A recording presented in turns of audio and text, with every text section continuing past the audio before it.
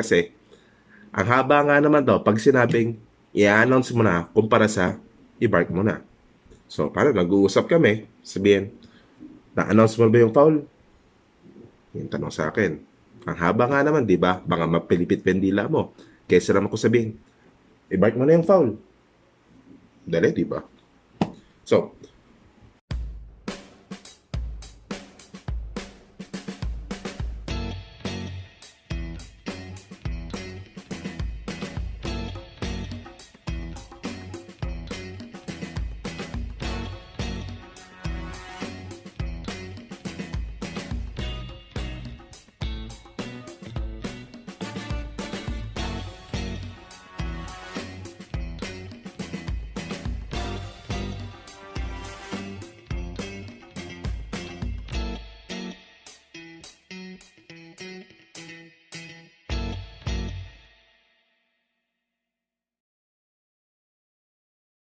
now, I think before we proceed, it is best to separate first yung announcers at yung commentators.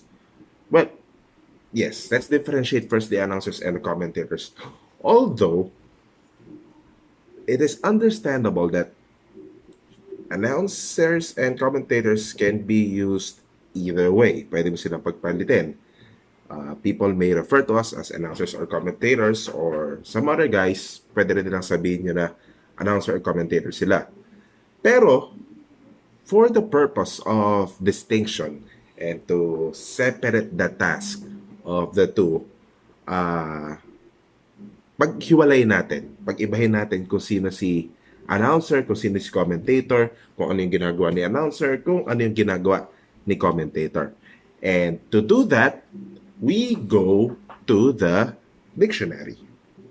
Ang sabi sa dictionary, announcers are the ones who makes the announcements. Commentators, on the other hand, are the ones who comments. Ang lalim. Pero may sinabi pa sa commentators eh. Someone who is paid to give his opinions, his or her opinions about current affairs, sports, etc., etc. So, basing on the very deep concepts, napakalalim na mga kahulugan na sinabi natin dun sa mga announcers and commentators, it shows that between the two, commentators are meant to talk more than the announcers. Mas maraming sasabihin si commentator kesa kay announcer. So, upon checking, ano nga ba yung designation namin? Sabi, stadium announcer and court announcer. So, we're announcers, which begs the question that, are we prohibited to talk more? Let's analyze the situation, okay? Balik tayo doon sa liga sa barangay.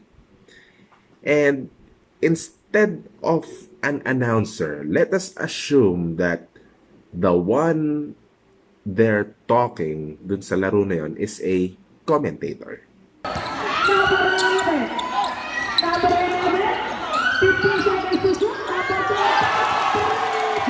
Naka-jump shot na naman si Bogoy. Nakakarami na ng jump shot yung kumpare natin na. Posibleng inisip nung nakashoot, one, kanina pa Bogoy ng Bogoy to Jonathan pangalan ko. Ayaw pala niya matawag na kahit kung ano-ano. Or pwede rin iniisip ng coach yung kalaban, tama yung announcer kanina pa nakaka-jump shot to So tapos ipapasok niyo yung player na babantay dun sa naka-jump shot na yon.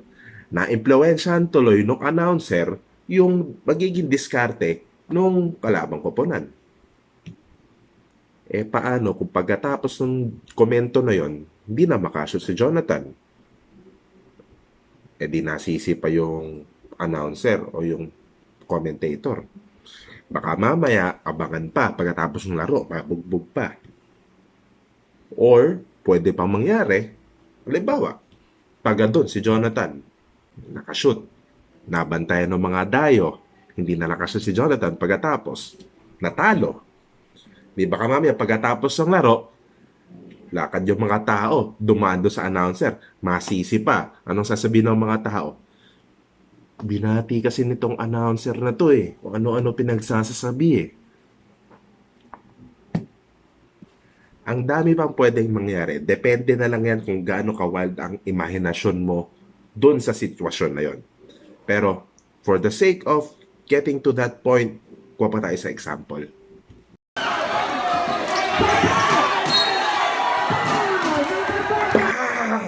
Foul!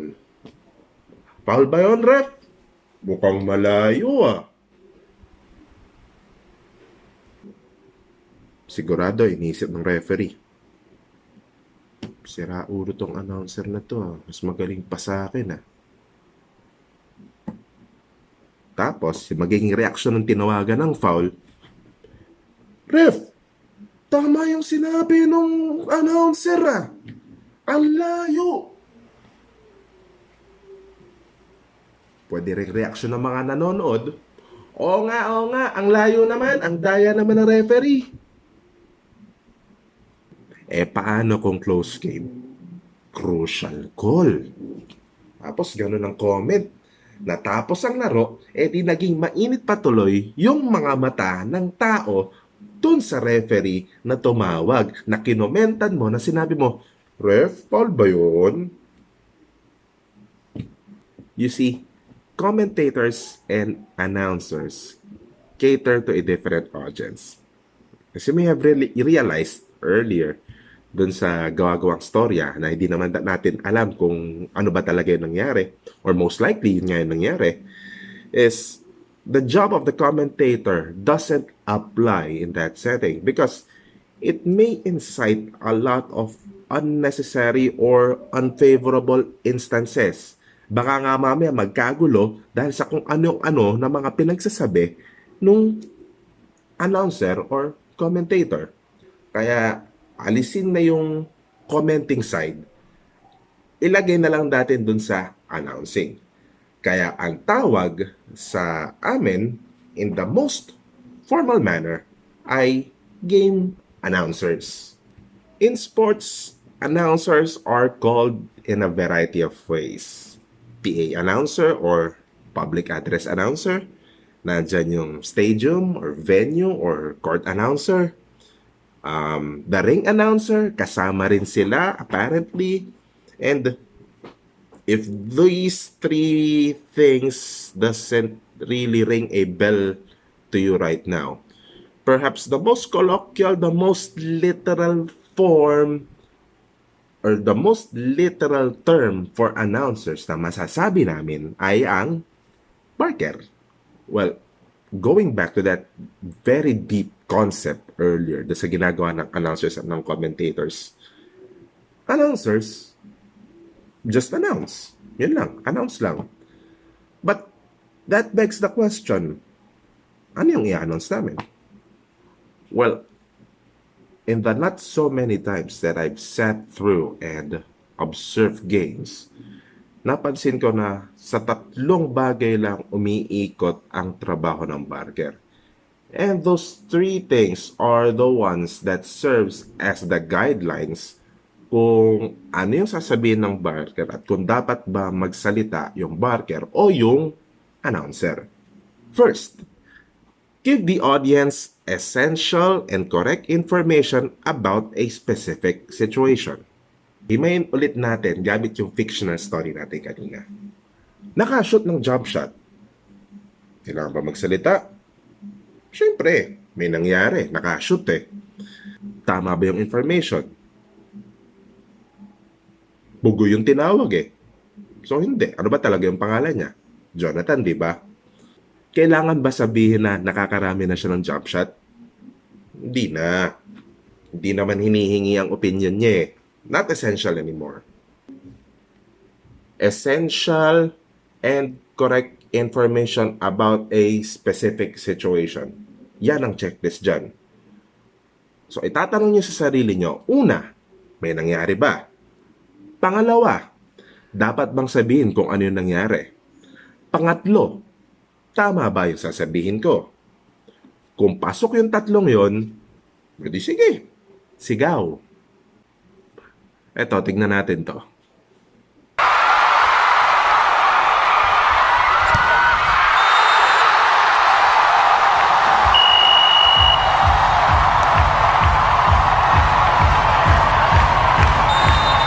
There's a challenge on the call by Indonesia. Block touch. May nangyari ba? Oo. Nagcha-challenge ang tawag ng referee.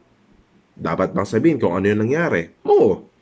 Kasi kapag hindi nagsalita, magtataka yung mga tao kung bakit ang tagal ng service o ano yung dineklara ng referee. Bakit ang tagal? Bakit ang tagal gumawa ng desisyon?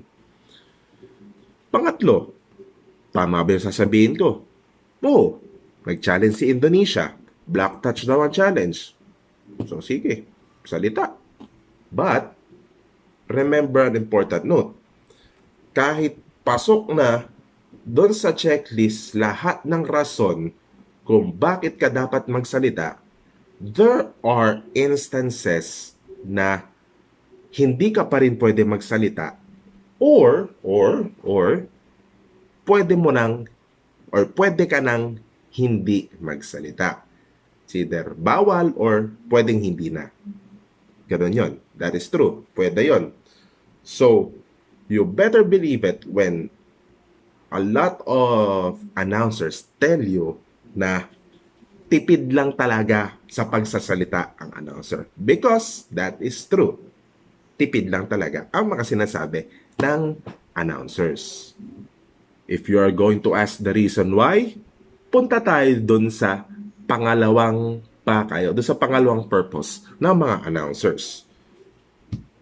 Establish the mood. Establish the mood. Paano magagawa yon?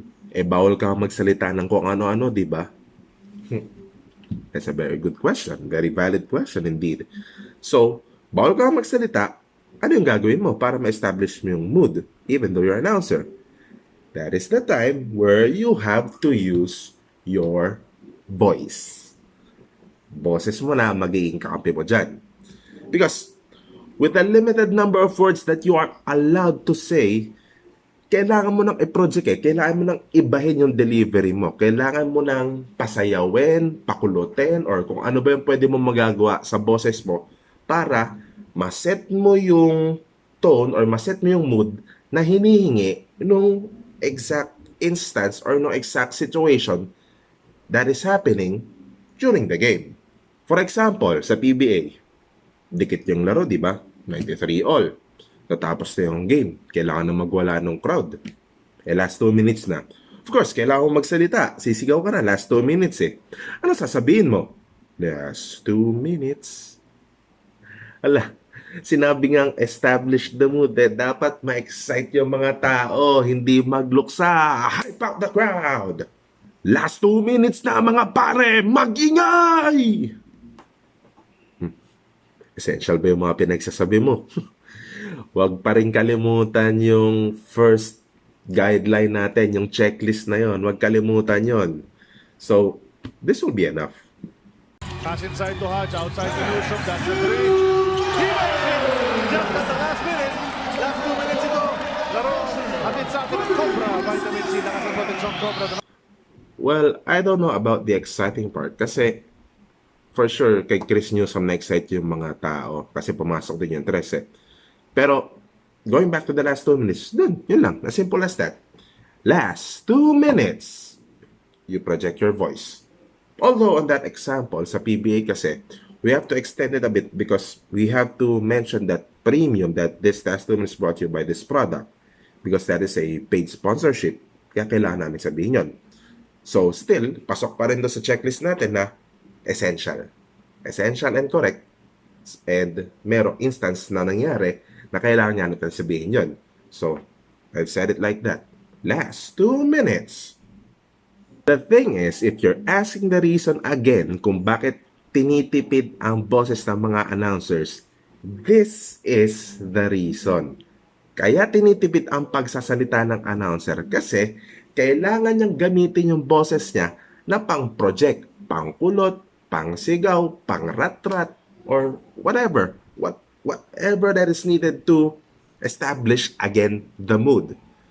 Doon nakakonsentrate yung gamit ng boses natin. Not on what we say really, but how we say it.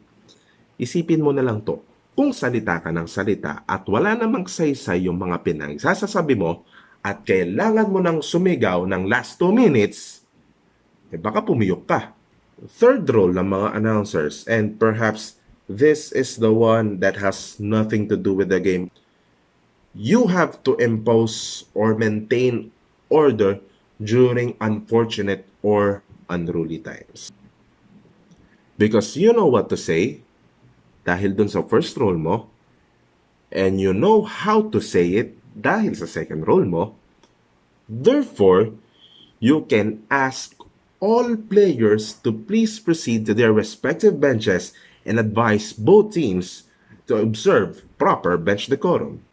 In short, mauutusan mo ang mga tao at mapapasunod mo ang mga tao sa'yo. You have the microphone and you can be heard throughout the venue, throughout the arena, throughout the stadium.